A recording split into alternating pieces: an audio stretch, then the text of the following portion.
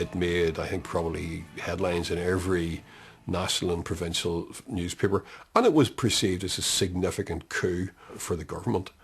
The feeling in the north was slightly triumphalist, in some quarters anyway. They thought that they had sort of got one over on Dublin, as it were. The Irish Industrial Development Authority considered it too risky an investment for them to take. Well, they said that when they'd lost it. To be perfectly honest, if I'd have lost it, I would have been probably saying the self-same thing. Is it true that the Secretary of State, Mr. Mason, told the head of the Department of Commerce that he was to give DeLorean, quotes, everything he wants? No, I never saw that, and I was never involved with discussions at all like that. Certainly, we went all out to get it. The Labour government was ecstatic. They offered £53 million of taxpayers' money in grants, low-interest loans and a greenfield site on which to build a space-age factory. DeLorean's only guarantee was to build the car. They accomplished so much so quickly. All the little obstacles that we've had other places were just taken care of immediately. Oh, I'm quite delighted. I think when I talk about the tide turning on industrial investment, I think this is one that proves it is. I was glad that it was somebody else's money that was at risk other than the Irish taxpayers' money. It didn't take long for the word to spread that a sports car was to be built in Belfast. It's here on this greenfield site near Twinbrook Estate in troubled West Belfast that the biggest industrial gamble this province has ever seen is to take place. You got to be in Dunmurry. That's the only place that this deal applies, because it was in this, basically there was a Catholic estate on one side and a Protestant community on the other side. And the idea of a sports car factory slap bang in the middle of West Belfast was a seriously risky venture. Nonetheless, it captured the imagination and there were no shortage of applicants. I was watching television and there was this tall, bronzed American on, very charismatic, and he was speaking about all things about starting a sports car factory in Belfast. I mean, that was just incredible. This is an area of extremely high unemployment. 1 man in 3 is without work. People couldn't believe it that there was a factory coming in and setting up in that area. It's also an area which has seen more than its fair share of the troubles, and it has none of the engineering tradition of other parts of Northern Ireland. This was the start of something big, maybe a wee bit of an ego thing, but I just wanted to be part of the DeLorean setup.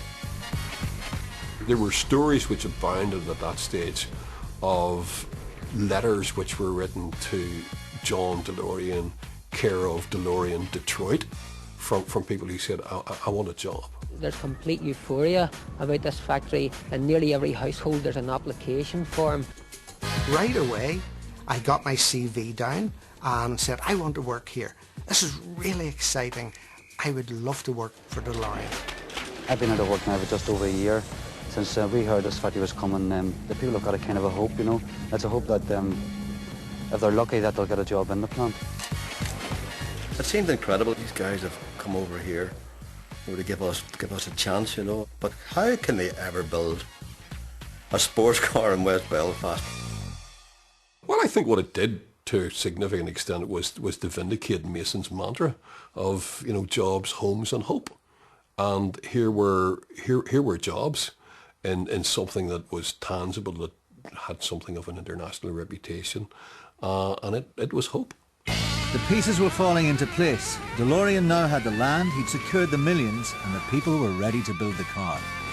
The only thing missing was technical expertise to turn his prototype into the real thing. He turned to Colin Chapman and his Lotus Car Company. Lotus was a prestige mark, but the company was short of cash, and Chapman had no experience of mass-producing cars. The appearance of DeLorean on the scene was manna from heaven for Colin Chapman. Here was the customer to beat all customers. We were going through a fairly difficult period with car manufacturing. It was not the best time. And he was just attracted to the prospect of the money that the program would generate. John was a user, and he saw Chapman as somebody he could use to get his car built. Simple as that. Promising to get the car into the showroom in just 18 months, he headhunted the top 3 engineers in the business. But in true DeLorean style, he told each they had sole responsibility for the car. I joined DeLorean on the basis that were prototype cars in existence, and I had driven one in California, in fact. And I thought it was a question of developing an existing prototype car into a production unit, which I thought was just about on in 18 months. But having joined and really got into it, I found that not only was I not the only chief engineer, I was one of 3, and that the old car was being redesigned totally in the image of Lotus. It was almost a Lotus Esprit with a stainless steel shell.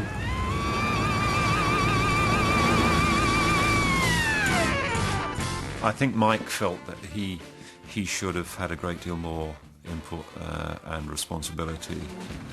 They weren't what I would call a mass production company. They weren't geared up for that. So I had to say at the time that I didn't think a lot of the design suited mass production. In reality, we were told to evaluate the prototype that they brought with them, but in all other respects to just simply ignore them, which was quite difficult. But that was the agreement that DeLorean and Chapman had obviously had. Putting the design and production teams on opposite sides of the Irish Sea started to cause problems. Things were beginning to slip.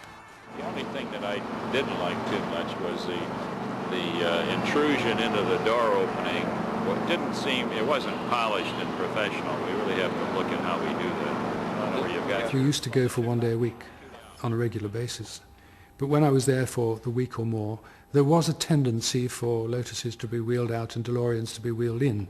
I mean, surely it was part of the master program anyway. I know Mike employed people to come over and sit with us over at Lotus to try and demonstrate that we weren't perhaps doing things in the way that he wanted them done, but nothing ever came of it. The latest sketch was the one we've got now. Well, my guys can't even get them. Caused a few exciting episodes in board meetings and so on, but usually Mike rushing in and out. I think there was something captured on film at some time. Cheese off with this. I will go and get some personal copies. We got the idea, or the impression if you like, that we were not exactly interlopers, but we were getting in their way. Yet we had this overwhelming urgency, if you like, and desire that it should be right by the time it moved over to Dunmurry. With time running out, DeLorean had to compromise on his original vision. Instead of a $12,000 safety car, he now had a modified Lotus Esprit costing twice the price. To speed up production, parts were brought in from other manufacturers. Some of the interior came from Volkswagen, the brakes were from a Ford Cortina, the chassis from GKN, but perhaps most controversial of all was the engine. A V6 PRV from Peugeot, Renault and Volvo, rear-mounted, liquid-cooled 2.85 litre single overhead camshaft. But because of the car's weight, 0 to 60 took a leisurely 10 seconds. To put that engine in the back was madness. It looks awful, it sounds awful, and it's got no power, so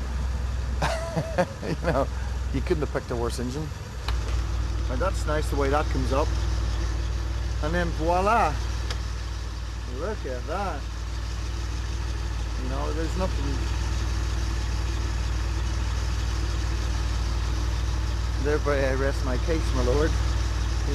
It's such a shame. But at the heart of a sports car there has to be an engine. On the 2nd of October 1978, work began in transforming a muddy bog in West Belfast into a future-proof car plant. The deal gave DeLorean a government subsidy for every person